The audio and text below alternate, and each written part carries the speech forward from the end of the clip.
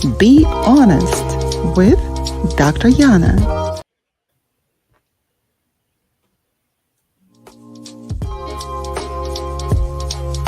Be Honest with Dr. Yana.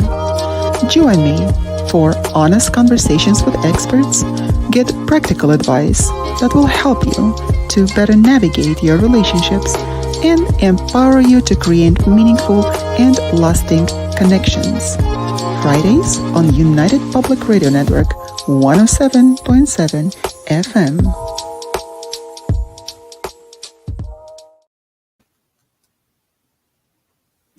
Hello, ladies and gentlemen. We are back again on United Public Radio Network 107.7 FM, live with Be Honest with Dr. Yana.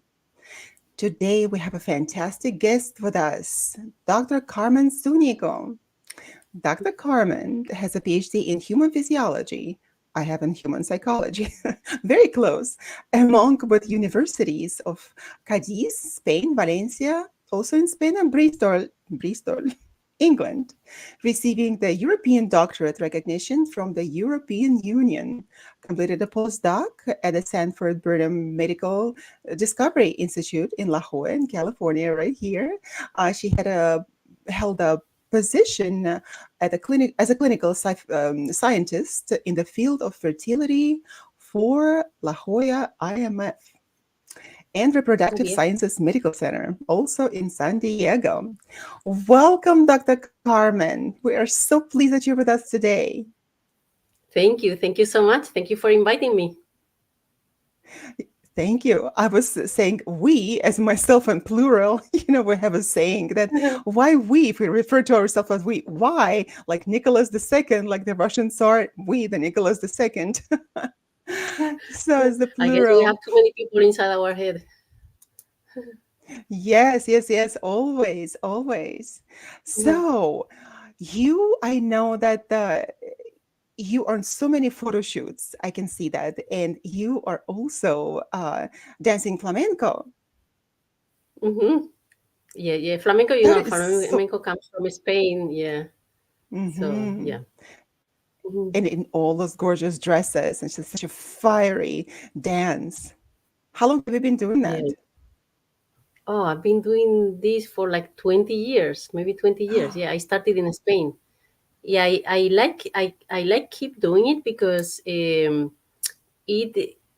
reminds me who I am and where I come from. I don't want to forget where I come from, and also because I have so many beautiful dresses. I need to give them a use. I have to use them for something. Did you bring them all with you from Spain? I brought one of them. And the other ones, my mother keeps sending them to me because she has a neighbor in Spain who makes all of them handmade for herself. She likes sewing, so she makes a new dress every year for herself. And when she gets tired of them, she gives them to my mother so that she can ship them to me. So I get them the hands off, the hands me down from my mother's neighbor. Flamenco dresses, right? Yeah. So that is so incredible. So what part of Spain are you from? I'm from the southmost. It's right next to Africa. It's the last province in Europe, actually. And it's called Cadiz. It's inside Andalusia. Andalusia. Mm-hmm. How often do you go home? I used to go about every other year. Yeah, I try to go like every other year. I didn't go for a while because of pandemic. But now I have the goal to go every other year. I think that there's nothing like the old world and the place that we were born, our motherland. We have to be able to go back in order to get in touch with our roots. Otherwise, that part of us kind of dies and becomes just memories. And Exactly. It's easy to forget about your roots, like you said, that you want to remember that. It's easy to forget because we moved to a different country other than, of course, our motherland. And in order to preserve our roots, we have to stay in touch with our authenticity, right? With our cultural roots. And it's so important, I think.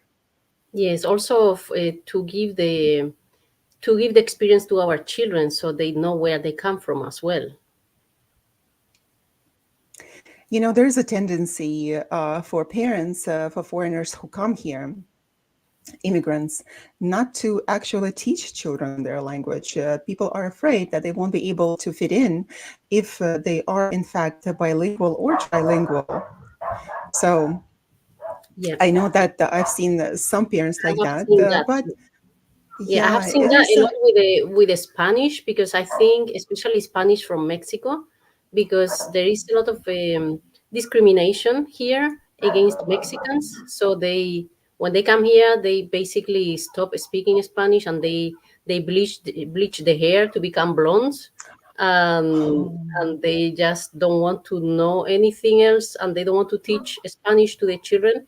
I have seen that a lot. Unfortunately, it's because they feel discriminated. So but I keep pushing it, and I it's good for the children for many reasons. Not only because of the work opportunities that they can have when they grow up if they are bilingual. Not only that, but also as children, it wires the brain differently. If they speak many languages, they make more synapses connections. So it makes it easier for them to learn even more languages. And languages is not just from countries. The is languages could be also music, could be math, could be coding. All of those are languages. So the more languages they learn, the easier it becomes for them to learn even more languages. the languages, and also bilingual or trilingual people, they are also able to approach different problems from various standpoints, and they're able to find the solutions when just monolingual people are not able to. So that Yeah, is a huge gift that we can actually give our children. And I know yeah, that myself. My children speak good Russian because of also my parents that I hear. But for quite some time, I was just sharing with my friends, for quite some time, I was not willing even to admit that I was Russian. I wouldn't be actually going and just saying, "Oh, I'm Russian," just broadcasting myself like that. But in fact, the country that I'm from, which is Baku, the capital of Azerbaijan, uh, is the Muslim country, and it is. The culture is a very Middle Eastern culture, and everything is from there. Uh, I consider it my own, so that culture is my own, along with the Russian culture, because for several generations my family lived there, and at the end it became not good to be Russian there, so we had to leave. There were no job opportunities, nothing, no educational, and of course, we immigrated to United States, but it wasn't good to be Russian there. I was just sharing with them, and it is not good to be Russian here at this time, like you said, because of the prejudice. And I yeah. wasn't willing even to talk to people or tell them that, because every time they would hear my accent, they would ask me where I'm from. So I just decided, I'm gonna let them give them a few seconds. They will answer that question themselves.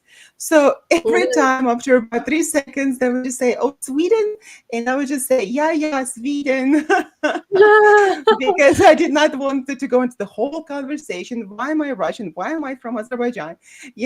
So it was easier for me up until the time that I understood that I'm in fact betraying myself, even if uh, I have nothing to do with the political situation as it is of now, right now.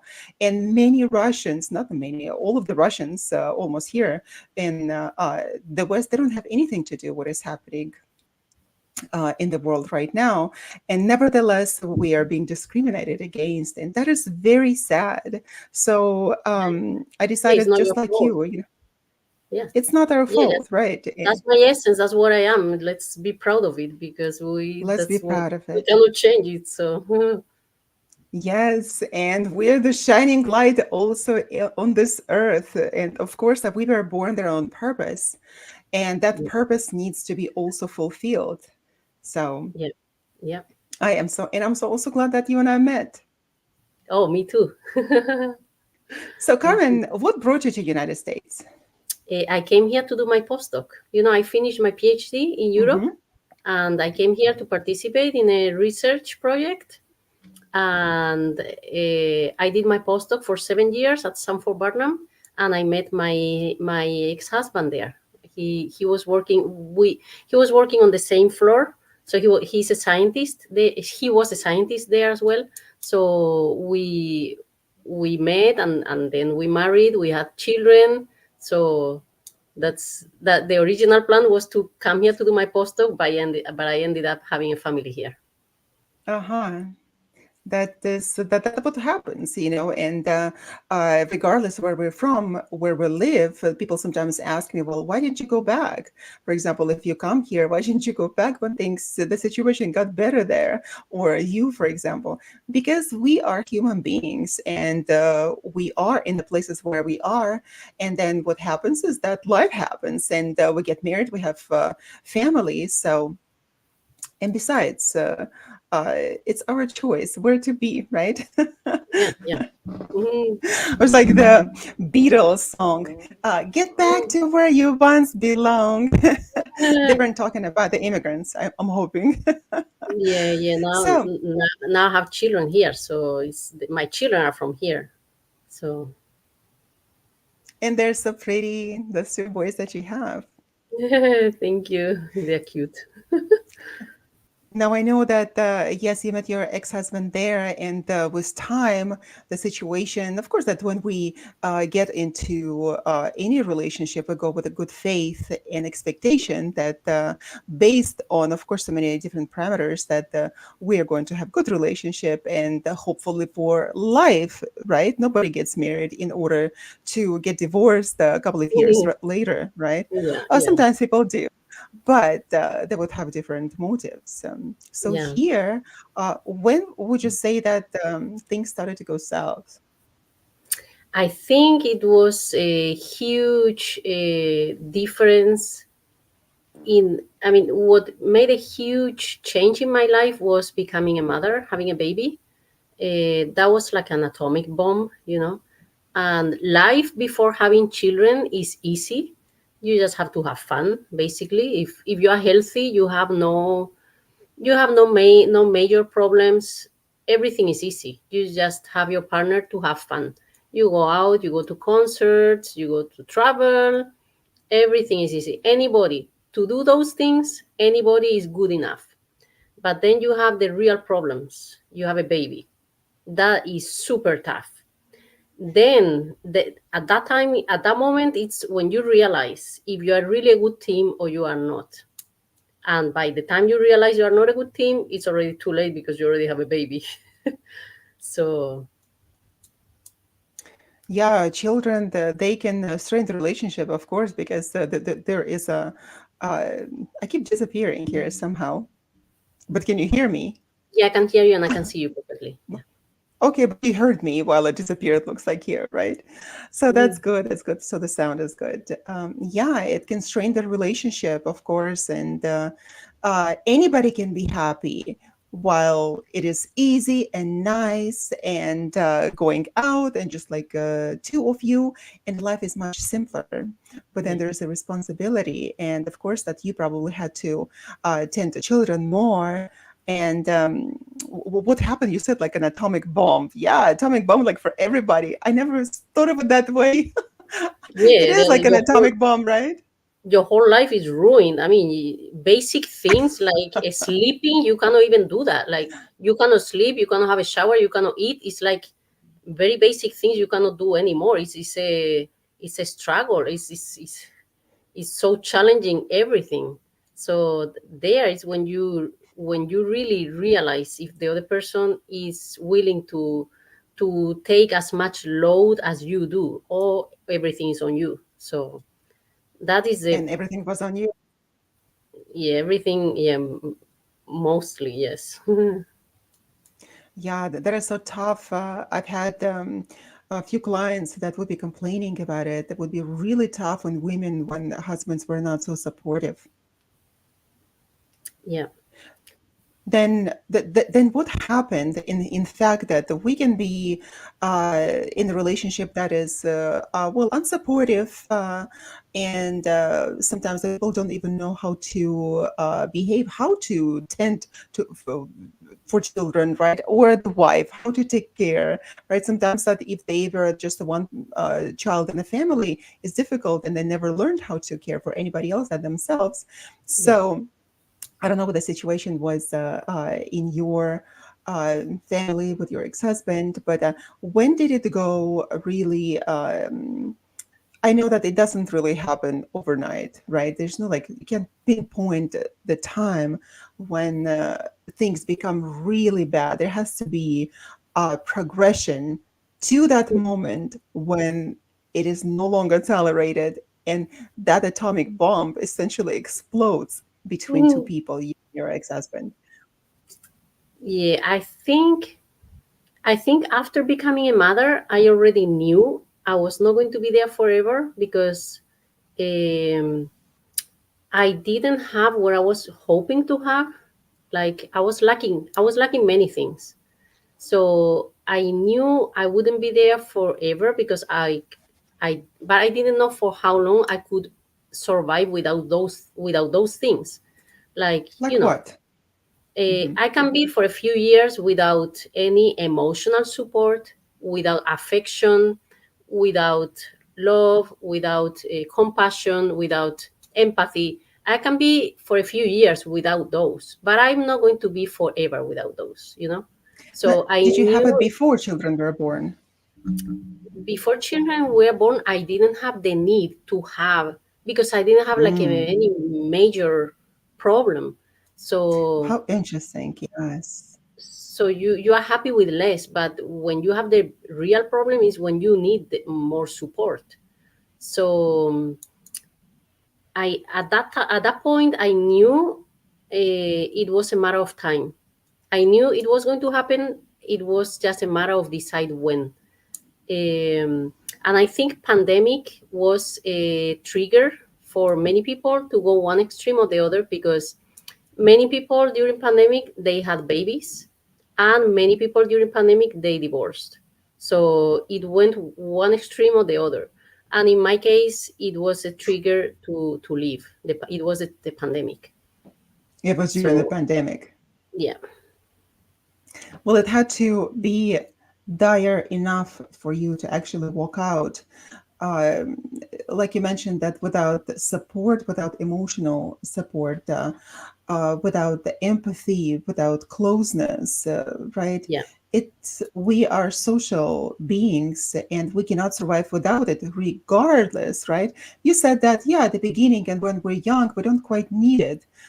Yeah, there is some sort of a connection between us, between our partner and I, for example. We could think that then it's okay, it's good, and we're hoping that this is how it is going to continue. But nevertheless, it didn't, and I know that how difficult it is in my personal experience to be with children, to take care of them on your own. Yeah. You know what is the number one reason for divorce in the entire world, not just in the US, everywhere in the planet? Number one reason for divorce? What is it? You don't know?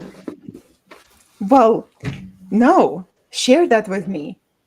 The number one reason for divorce is wrong expectations.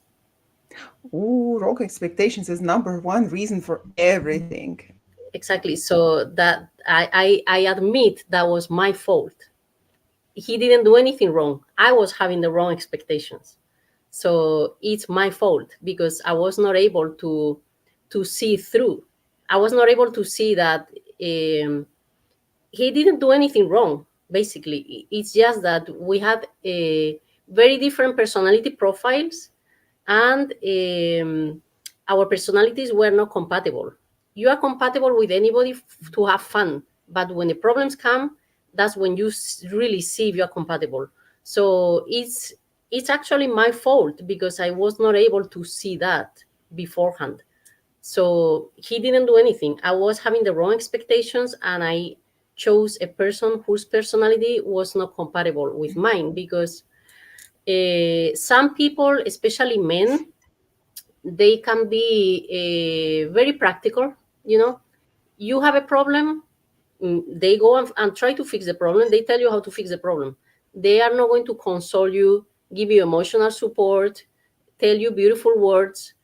Maybe in my personality, I don't need you to fix my problem. I need you to tell me beautiful things and cheer me up emotionally. So this is a very common problem between men and women. Men are too practical. You have a problem, they tell you how to fix the problem, period. But the woman doesn't want you to fix the problem. She wants you to give her emotional support and console her, you know. So that is a super common problem, and I should have been able to see that before getting into family and everything. But it's my fault. I was we were also not challenged enough, because as I told you, everything is easy before children. So Mm-hmm. we didn't have any challenge, so that for me to see his personality. So it's not his fault. He didn't do anything wrong. He just doesn't have the personality that would make me happy. Well, my dear Carmen, Dr. Carmen, just so interesting that when I have people come to me uh, for an advice and help them to solve their problems, they a lot of the times they assume that you have a PhD, you rule the life, the world, and everything is fine in your life. When not necessarily, we're just human beings, and we also can have our own problems, try to find the solutions.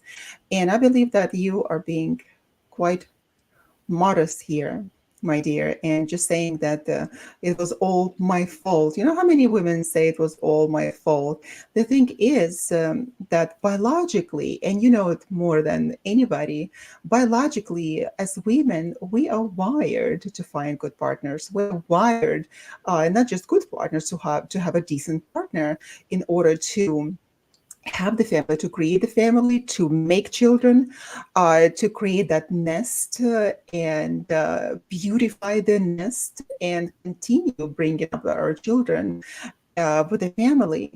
But the thing is that we have expectations that are justified, meaning that not only that we ourselves expect to be able to care for our family, right? Because we have responsibility when the children come. Not only us as women, because men also have responsibility toward the family, toward the wife, and toward the children. And like you mentioned, of course, we have different personalities with people, and mismatched personalities can be the beginning of the end at sooner or later, Yeah. right? But nevertheless, it is important to know that while we go with the best intentions into the relationship, the healthy expectation is that our partners would always also have or share the load with us, if not the emotional support, or at least the physical support to care for children, right? When you are super exhausted, to take the children at least for a walk or just away from you for a few hours so you could sleep.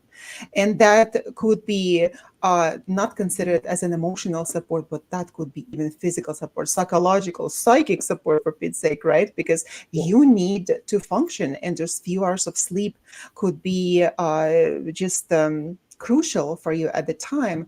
So while we say that those were only my expectations, to some degree it is right, I agree with you. But then also another side, they also have responsibility toward the family. And I myself, I don't blame people, right? I try to see um, what was the source of the problem, right, and how to find a solution. And a lot of the times that if we look into ourselves, we find that we were also wrong, without blaming another person, right? So I agree with you wholeheartedly. We need to take responsibility for our own actions. Otherwise, we will fall into the pit of victimhood. And Mhm. that is a road to hell. And it's Mhm. impossible to get out of any relationship and take you with you, take Mhm. yourself with you out of that relationship, and even not just survive it, but also to thrive after that. And ending any relationship entails creating a new person, not, creating not just a personality, but creating a new identity for yourself, right? It's a new identity. You're no longer together. It's just you. And not having that support and being exhausted, uh, and carrying the whole world on your shoulders, can take a toll on you as well. Yeah. So, what in your relationships that you considered being toxic, for example? Mhm. Say it again. What's the question? So, what do you think that in your relationship that was quite toxic, unhealthy? I think it was what was toxic to me. It was that he wouldn't realize that um, my mental health is important. Like uh, I love my baby, but maybe I need 30 minutes to exercise. You know, and he told me one day he's only going to watch the children for me to go to work. Period. He's not going to watch the baby for me to go to dance. So to me, that broke my heart. To me, that was very toxic because, okay, money is important, but my mental health is important too. If I cannot go 1 hour of dance per week, or music lessons or exercise, I'm not going to be here for too long. It's a matter of time. I'm running away from this jail. So that was, mm, yeah, that environment was toxic to me. I felt at some point I felt trapped. I was not allowed to go to do any of my hobbies or go out with friends or anything because he would watch the baby only for me to go to work, not to go anywhere else. That is quite sad because when we enter the relationship, we have a glimpse, sometimes a glimpse, but preferably we'll have a good understanding of the preferences that we have, right? The hobbies, the interests, uh, and we need to be able to nurture that in another person, in your partner. Like if you have the desire to dance, this is you. This is the in the core of your identity, and you need to be able to do that. Otherwise, you'll just uh, shrivel and die inside. And also, all death starts inside if it is not physically inflicted from the outside. And even inside, it's easier to kill a person just with words, neglect, and not supporting. I have seen many women whose uh, husbands did not allow them to do much of the things that they really liked. And it wasn't that the women really wanted to go party, because that would be off the plate. Of course, when you have little children, or supposed to be like that. But nevertheless, not having that particular outlet is can be so stressful, and can actually wither the life inside of you. Yeah. So feeling as if you were trapped, that's exactly what it was, because you become like imprisoned. And children, as much as they are our life, as much as we love them, we cannot care for them if we don't take care of ourselves, because the mental health is absolutely a crucial element in the relationship. So uh, you knew at that time, and the thing is that your ex-husband probably also knew that, or at least suspected that if he doesn't support you, and that was just the beginning of life. Children were so small. It's not like they were 20 already, right? Yeah. uh, I hope that he suspected that if he doesn't support you, then happiness is not going to survive at all. There will be a breaking point when you will not want to be there. Yeah. So when did that happen? When what happened? The that you wanted to leave. What was that breaking point finally? Oh, the final one, Yeah, for it you. was pandemic, because you know, people had different standards for the lockdown for the pandemic. So again, my mental health was important, and even during the lockdown, I still needed to get out of the house and do my music or see my friends or something like that. So all of that was forbidden, and I was locked down. Like, if I go out to see a friend or to do music, I'm a bad mother because I'm going to bring the disease home and all those things. So that's when my prison, like my jail, became even worse, because the pandemic was very convenient to lock me down. Um, so at that point is when I couldn't take it anymore, and I just had to fly out of my, like a bird out of my cage. So it was not, the lockdown was not a necessarily new thing, because for the majority of people it was new and we weren't able to leave our homes. But for you, it was just a continuation of the same thing that happened before, only amplified. I was in a pandemic lockdown for 10 years. Yeah, so that is that how it was a pandemic. So marriage lasted for 10 years. Yes. Yeah, so Yeah. when we are in this situation, a lot of the times we don't talk about it. And I do appreciate you even coming on the radio show to talk. And I know that you, of course, cannot share much, and you shouldn't, because also we are decent human beings and we don't want to uh, really pour dirt or tar on other people, regardless who they are.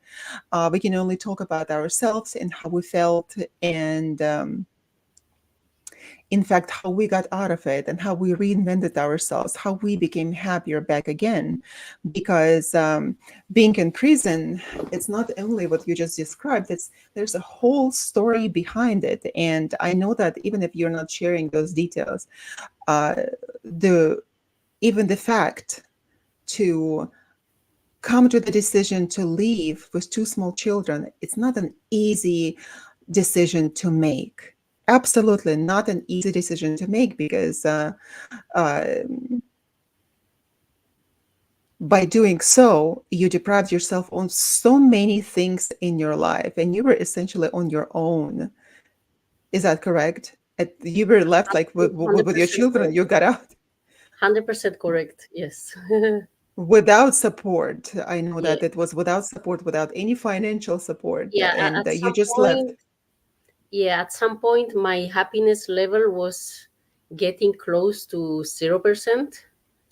At that point, I knew I had to do something because I didn't want to have a miserable life. I had to choose between having a commodity of material things like the house, all those material things, but no happiness, or starting over from scratch by myself with nothing, but free and happy, in peace, with by myself, and no, yeah. At some point I had to choose. It's like I'm not finding. I keep trying, but I don't find happiness here. So at some point I just decided this is not worth it, and I don't want my children to think that's the mother that they have. I want my children to get to know the real me, the real Carmen, the happy one, the one full of energy, the one doing so many things, so many adventures. That's me. And I want my children to get to know the true me and share it with them. And I want them to be as adventurous as I am, and as active as I am. And I do so many activities. I have so many friends. all that flame was turned off. And at some point, I decided this is not worth it for any money or any house in the world. I need to recover my identity. Now, were you able to do that? I know that you and I met, I think, long time ago when you were still married, and then I didn't hear on the even on social media anything from you up until the time I saw the pictures, all those incredible pictures of you. I'm like, oh my God, this is Carmen. And I came back So full energy. you came back. It's like, what happened? And you and I got reconnected. And that's how I learned that the awful story that you told me. But I know that it wasn't easy, and I wish that I were there for you at that time. But Thank I you, know just that so sweet. coming out of it is the act of heroism. You were a hero in order to fight for your own happiness. You were a hero, and we shouldn't minimize that. As women, I believe, from Europe or Europeans, right? And for Europeans, we speak several languages. We do everything, right? We carry the world on our shoulders. We can, and nevertheless, we're happy, right? We're happy to do all of that. So being imprisoned like that, and this is not even an understatement, um, can suck the life out of you. And before it is too late, we have to be able to get out. If there is no way of reconciling or even having our partner to see our point of view, right? Because were you there for him when he needed you? You know, as I said before, our personality profiles are so different. He doesn't have any emotional need. I am there Mm. for all my friends when they need emotional support, but he's not that kind of person. He doesn't have that kind of need. He's too practical. So of course I would be there for him, but he just never needs that.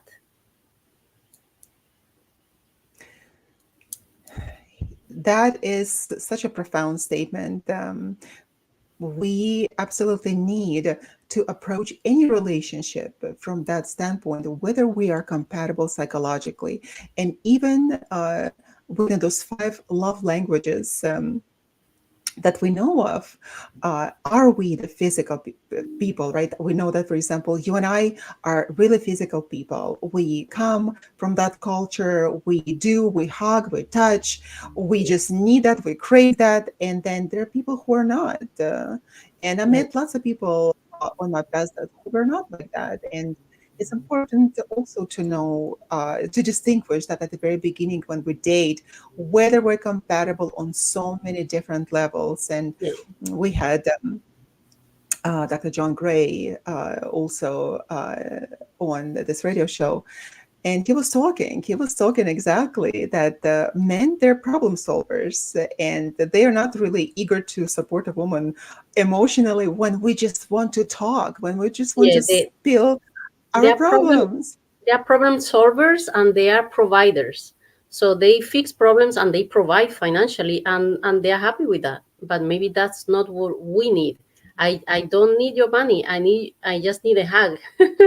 you know, I just need some nice words or reinforcement or encouragement or appreciation. You know, only that. I don't. I prefer to be more poor but have those things. Absolutely. And I'm so glad that Dr. John Gray, he's talking about that. And he wrote so many different books that men are from Mars and women are from Venus. And Mhm. that talks about fundamental differences between men and women, biological, psychological, emotional. And that I knew, for example, I knew that learned that from John Gray. And I was with my partner, and I just remember that I wanted to just tell him my emotional problems, my concerns. I had something happen at the time, and all I wanted just to talk. I wanted him just to listen. And Mhm. of course, he was in the head of a fixer. Oh, you should have done this and that. Yeah, yeah, yeah. I'm like, oh, don't tell me what to do. I Or they just will go want like get to the point. What's the problem? What do you get to the need? point. What's the problem? Let's fix it. And I said, you know what? I said, look at me. I said, I just want you to listen to me, not solve any problem. Just listen to me. I just need to Yeah. complain. I want to get it Yeah. off my I just chest. need comfort. Just need comfort. Comfort, right? And Yeah, he comfort. looked at me like that, as if I just fell from the moon. And he's like, okay, okay. He's like this, okay. Nothing to fix. I said, no. And he's like, oh, nothing to fix. Okay, let Yeah, me I listen. just need to. I So just need to cry together. Just cry together. That's all yes, you need. exactly. And he was able to understand that. He said, okay, so you just want me to listen. And it took him probably 10 seconds to actually comprehend that, but he was listening. And the thing is, many men don't understand that.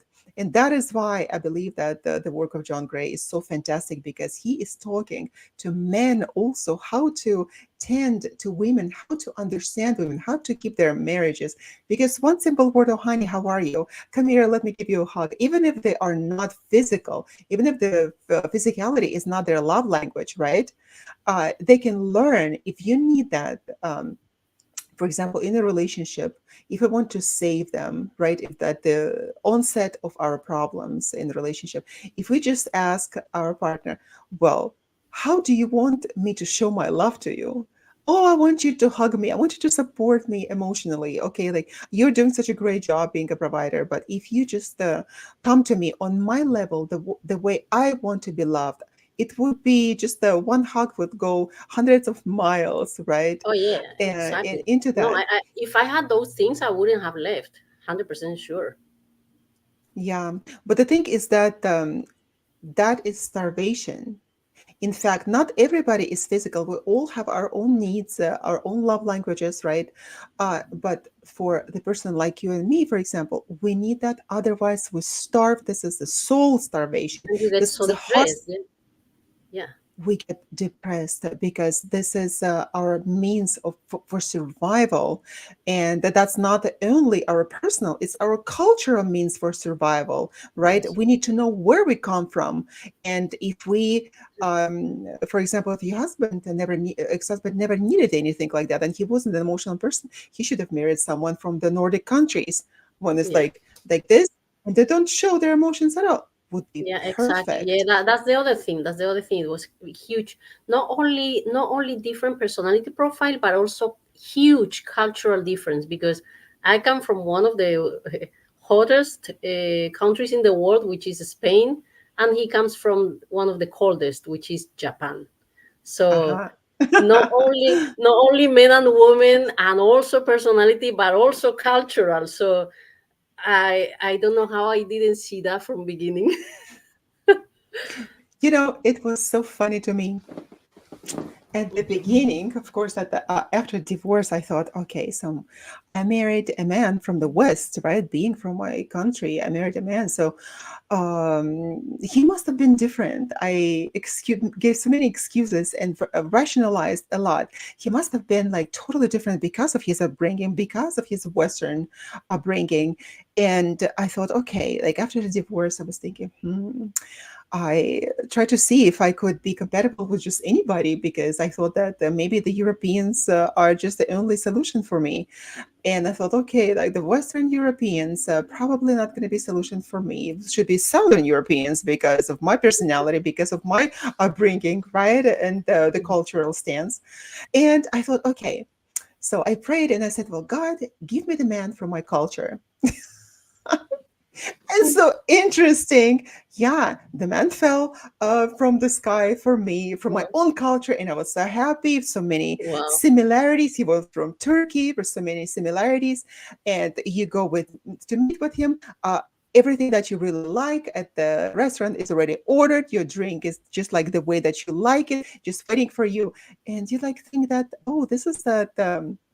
Could be the ideal relationship because of your background, cultural background. But then the crazy situation started to happen, and incredible jealousy. And I'm not saying that everyone from those countries, that part of the world is jealous, but the majority are. Yeah, And yeah. that was a suffocation for me. And needless to say that it ended where it started, like immediately. And But I believe that we have to have a similarity in our background, cultural background. Doesn't have to be exactly, for example, Spain for you, but someone who would be appreciative and understanding of you, and that you cannot survive without being you. And that means your culture. You cannot go without flamenco, right? You cannot go without not having friends, without talking to your friends, right? Without your social circle, you cannot do that. You cannot survive without hugs and kisses, or at least to ask, honey, well, how was your day, for Pitt's sake, you Yeah, know? yeah, Do I need to take your child away from you for a couple of hours, right? mhm, So that is so crucial and essential. yeah. But again, I want to make it very clear. It's nothing he did wrong. It's just that Absolutely. I had wrong expectations, and we had very different personality, different cultures, and different standards. It's nothing he did wrong, and I think nothing I did wrong. It's just that it was not compatible. And actually, we are very good friends. We are now very good friends, and we were very good friends before being in a relationship as well. So I can be friends, but I just don't want to be in a relationship, because I would be, as you said, I would be starving of what I need that you cannot provide. So it's nothing he did wrong. We are very good friends. We are very good team for many things, because we both are scientists. We both have very logical brain, very analytical, very well organized. So we are good friends, and we have good things in common. But uh, I don't want to be in a relationship, because it didn't work. It didn't work because I'm too needy for you. And imagine from his point of view, you were needy, like you said, that you were too needy, and he didn't have it in him to provide it to you. And of course, when you started to express your discontent, for him it was like, oh, how in the world? Because I'm doing everything that I'm supposed to do, and all of a Yeah, sudden she's just so unhappy, and I'm not able even to see uh, what she needs from me, even if you mention it so many times. yeah, yeah. That's very sad. Actually, it's very sad. Yeah, because people a lot of the times they don't understand that it is very important to agree on many issues in this life, to look in one direction, because when you don't look in one direction with your partner, you're going to look in different directions, and finally you're going to run away from each other in different directions. It is absolutely important to have common goals, to have common understanding of everything. And I know that now my partner and I just, I was just making a joke with him. I said, can we even argue about something, right? Everything is the same. We even finish each other's sentences. We don't even have to think. Everything is the same. And sometimes we argue for the silliest things that you can possibly think. You're thinking of two adults, right? Because we don't have serious things to disagree on, right? And that is, I believe, is very important to start from young people when they try to form their relationships. It is important to understand that you have to have common goals, common viewpoints on many things, including political, because politics, even if we're not the too political and we don't have not taking the stance of one party or another, still all countries are involved in one way or another in some sort of upheaval, and even that have to be able to look in the same direction, right? Yeah, yeah, yeah, Or even be acceptive of another person's opinion, right? We can agree to disagree, but sooner or later that is going to put a wedge between, and we will part with our partner. So that is very important. But different expectations are actually need to be more realistic expectations. We can have healthy expectations, like as a mother, you had a healthy expectation that, you know what, those are your children as well. So uh, be kind enough to get up and care for your own children. That is a healthy expectation, right? yeah, uh, but at the same time, there can be some unhealthy expectations of something that we want the partner to be who he or she will never be, right? If your ex-husband really wanted you to be that cold woman, you would have never become one. You would have always asked him for that. That's something that he is not able to provide. And that Yeah. is the sadness of that. But I know that now, since I have seen so many pictures, fantastic, gorgeous pictures of it, and that incredible smile that you have Thank that you. spirit of freedom, of love and joy coming through Yeah. your eyes, through your smile. And now, in fact, you're able to bring to your children that incredible happiness that you have inside. In the world right now, the concept of happiness is so overrated. We think that we have to be happy all the time. We have to be elated all the time. No, the happiness is as an inner feeling, can be just the contentment. And that contentment can be the source of happiness. For me, at least, this is exactly what it is. I don't need to be happy because that's impossible to be happy all the time, to be on top of the world, right? Because being on top of the world, you can easily uh, due to the law of polarity, you can easily slip back and be on the other end of that, right? You can be extremely unhappy. So we have to find that balance in you. And I know that you found that balance. You found that balance, Carmen, and I know that you did. Otherwise, I wouldn't see your happy eyes and smiling face. You're so right. You know me so well.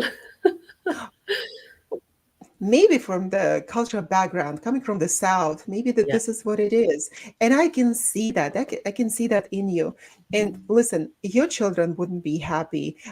You wouldn't be able to bring so much happiness to other people as well. And not necessarily that we all have to be the producers of happiness for other people. We have to be happy ourselves. Otherwise we can't make anyone happy around us. So I salute you. You Definitely. got out, Thank you so much. and you did not even blame your partner, even if you knew that there were, of course, things that he did wrong in your understanding, right? But you were able to put it aside and become friends, become on good terms for the sake of your children, for your own sake, because the children are young, and it will be years before they're older, before you guys could part your ways. But it is important to stay on the civil terms with your ex-partner for your own No, sake. I indeed I am thankful to him, and I I feel extremely fortunate that I married him and that I have children with him, because in my opinion I have the best children in the world. You know, Yeah. I love my children so much, and they are so amazing, and they are like that because they are 50% from the father. So I Yeah. I wouldn't, I don't regret marrying him, and I would marry him again just to have these children. Seriously. I'm Except you serious. already had. You went through that. But if, yeah, I don't regret anything. I don't regret marry him, even though it was not the right fit. But I got the best thing out of it, which is my children. So I thank him for that, for giving me those children, and I feel very fortunate that I married him, because if I had married other person, maybe I would be happier as a wife with my husband, but Mhm. my children wouldn't be so cute, maybe. That's true. So So interesting is that we know that, well, how do we know? At least in some literature, we know that somehow children do come in their souls, find us in this particular situation, the father and mother, in order to be born in that relationship. And I know that if you married someone else, you wouldn't have these children. You would have had the other children, and it exactly. wouldn't have been them. So you have two beautiful boys. Yeah, they And wouldn't be so cute. yeah, well, they would have been differently cute, my dear. But what is important that I hear, and I'm so pleased that you have this attitude toward it, is that you did not leave that marriage being all this bitter. Yeah, there was bitterness for some time. Of course, there is. It's like a funeral, right? Ending the marriage is like a funeral. You are Mm. done with it, and you have to go through the grievance process. It is not so easy, but you have gotten out of it, taken responsibility also for your actions, right? For your attitudes toward that, and you're not blaming other people for it. And in fact, you're able to get out of it positively, and finding the beauty in the relationship itself, in marriage, the beauty in the father of your children, right? To continue to see that in your kids, because it's impossible without your ex husband. And these difficult situations, they happen. And not only because of expectations, because of our own upbringing. We come from different places, like we said, cultural, but it's also different dynamic in our families with our parents. So, unfortunately, our life does not come with instructions, and we deal with everything as we go along. Mhm. So, Yeah, such beautiful woman like you. thank you. I Ah, embrace I embrace all my past. I mean, I embrace everything with him. I don't regret anything, and I'm very fortunate it all happened because, as I told you, because I got my two children, which are amazing. And also, even my relationship with him, I don't throw it to the trash. I also embrace it because it was recycled. It was not thrown to the trash. It was recycled and reused. Now we have a beautiful relationship, like relatives, because he's going to be my relative forever. I cannot, as you said, I cannot put him in a grave. He's going to be my relative forever. He's going to be the father of right. my children forever. So we are relatives forever. We are family forever in this because of the children. So I'm fortunate too because he's an amazing person. He's super smart and he's very practical. So if you have a problem, he will tell you the solution right away. He won't give you the emotional support, but he will tell you the solution. He's very wise and he has very good qualities. And I feel very fortunate that he's still my family, even though it's in this way, which we didn't expect. But he's still my family. He's still part of our lives, and he is very precious in many ways, and it's not, again, it's not his fault. Whatever happened is not his fault. And I'm very thankful that he's in our lives because he's like a almost like a brother. He's like a brother, you know. It's like a relative, like that. It's not a romantic relationship, but it's a family relationship there that I appreciate a lot. It is a rare situation. I must tell you, it is a rare situation because a lot of the people after divorce, they're at each other's throats, trying to pull the blanket essentially to themselves, right? But that, And you know, then that damage at the end, that damage is only your own happiness and hurts your children.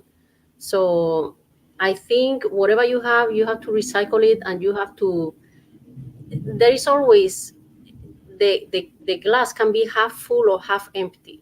So always try to embrace the positive things because there are always negative things in everything.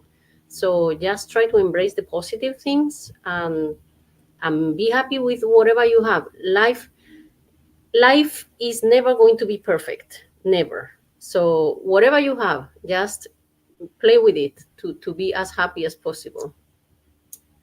yes, adjust the sails, right? Adjust the sails.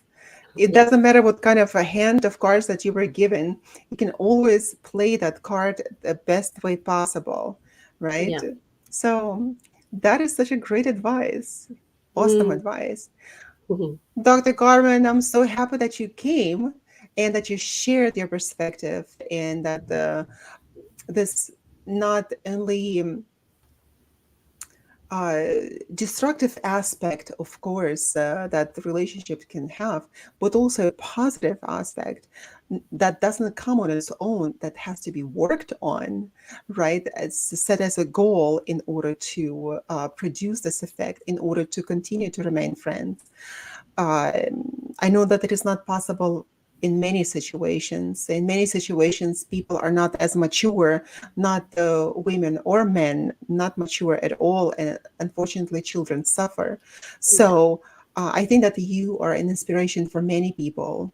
I know that it wasn't easy at all. And I was there. And I know it wasn't easy for you. But nevertheless, I see a beautiful smile.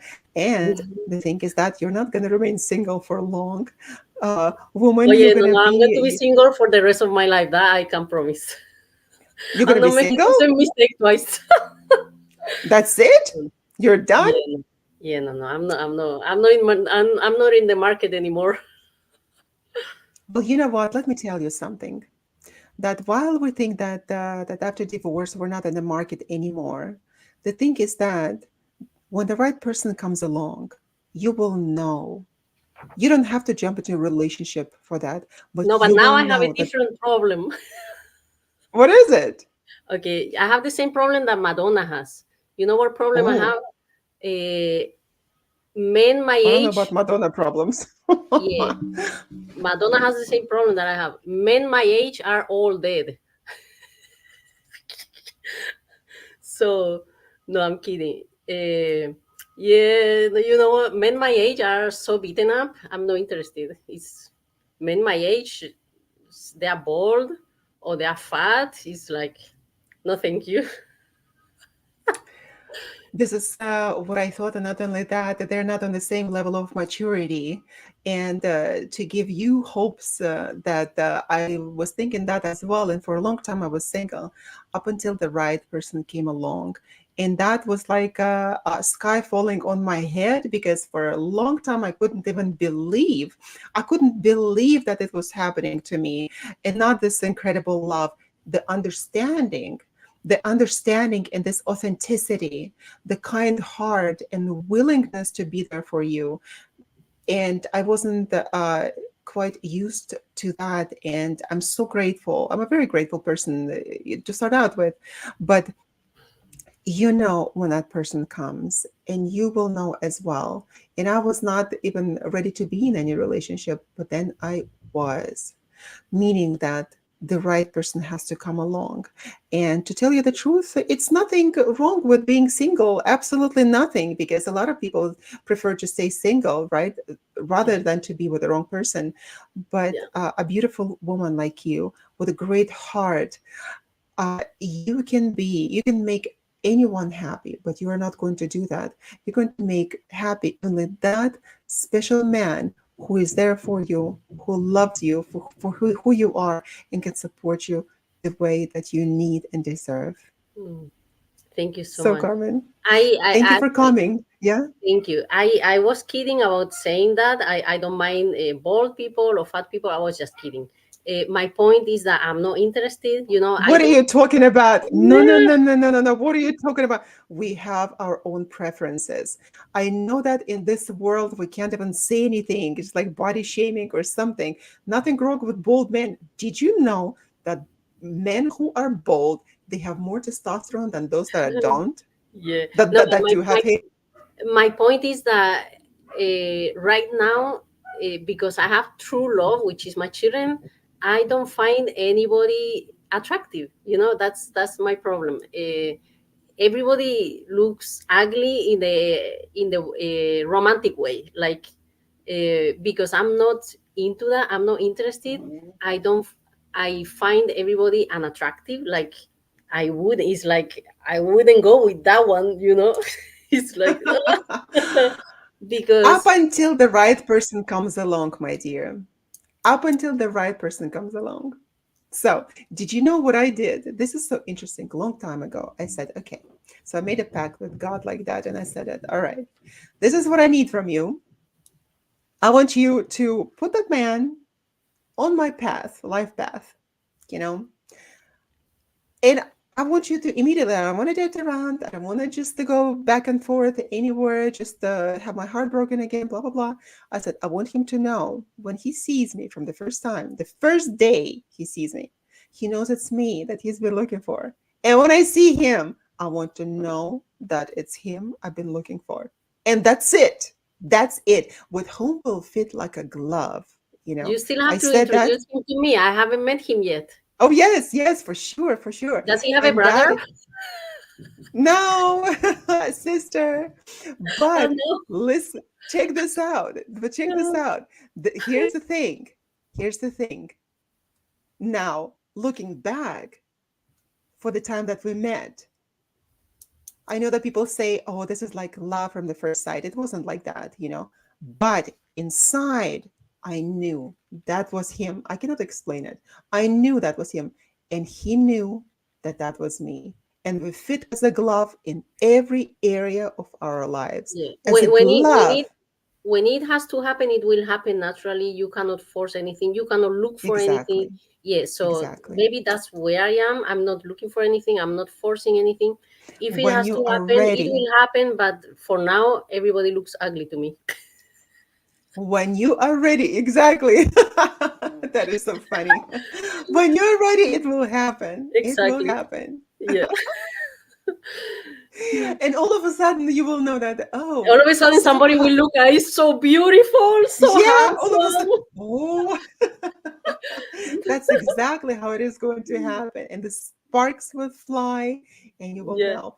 Only when you follow your heart, take your brain with you. This is my advice for everybody.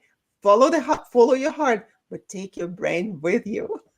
Yeah. Now, if that happens, I'm going Uh, to call you. I'm going to call you. You are going to be my brain. of course, of course. I'm the brain that you can come and take with you. Yes. Before I do Well, something thank you so silly. much for coming. Yeah, no, no, no, no, no silliness allowed yet. Okay. So, well, we've been live on United Public Radio Network, 107.7 FM.